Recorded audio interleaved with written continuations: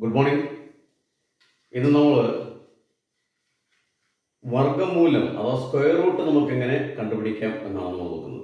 അപ്പം നോക്കാം. നമ്മുടെ ഉദാഹരണത്തിന് റൂട്ട് 625. അപ്പോൾ ഇതിന്റെ വർഗ്ഗമൂലം നമുക്ക് ഡിവിഷൻ മെത്തേഡിൽ നമുക്ക് എങ്ങനെ കണ്ടുപിടിക്കാൻ നോക്കാം. അപ്പോൾ 625 നമ്മൾ എങ്ങനെ എഴുതി, എന്നിട്ട് ഇതിനെ സ്ക്വയർ റൂട്ട് കണ്ടുപിടിക്കുമ്പോൾ അപ്പോൾ വലത്ത് നിന്ന് ഈ രണ്ടായിട്ട് ഗ്രൂപ്പ് ചെയ്യാം. അപ്പൊ 2, 1. ഈ 6 അടങ്ങുന്ന പൂർണ്ണവർഗ സംഖ്യ കണ്ടുപിടിക്കണം. അപ്പൊ അത് 2, 2, 4. 2, 2, 4.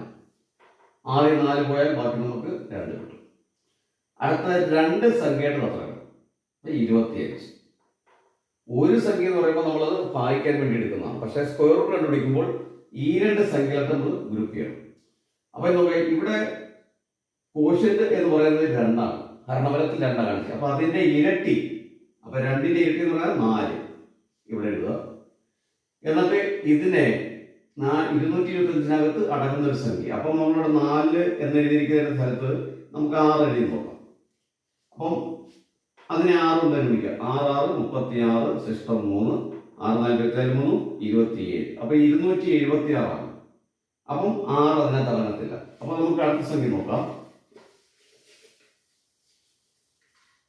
4 4 ഇൻറ്റു 4.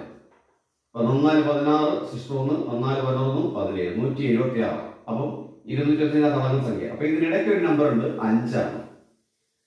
അപ്പൊ നമുക്ക് ഇതിന്റെ ലാസ്റ്റ് 5 വന്നുകൊണ്ട് നമുക്ക് പെട്ടെന്ന് നമുക്ക് 5 എഴുതാൻ പറ്റും. പക്ഷെ എന്നാൽ നമ്മൾ കണ്ടുപിടിക്കുന്ന രീതിക്കാണ് കാണിച്ചത്. അപ്പോൾ നമുക്ക് 5 എഴുതിയാൽ ആ 5 നമ്മൾ ഇവിടെ എഴുതുക. അപ്പോൾ 45നെ 5 കൊണ്ട് നമ്മൾ വിളിച്ചു നോക്കുക. 5 5 25 ശിഷ്ടം 2 5 4 2 22. അപ്പൊ നമുക്ക് 225 കിട്ടും. അപ്പോൾ റൂട്ട് 620 എന്ന് പറഞ്ഞാൽ 25 ആണ് അതിന്റെ ആൻസർ. അപ്പോൾ നമ്മുടെ ഇന്നത്തെ ഈ ക്ലാസ് നിങ്ങൾക്ക് മനസ്സിലാക്കണം വിചാരിക്കുന്നു. അങ്ങനെയെങ്കിൽ നമ്മുടെ ചാനൽ ലൈക്ക് ചെയ്യാനും സബ്സ്ക്രൈബ് ചെയ്യാനും മറക്കരുത്. Thank you.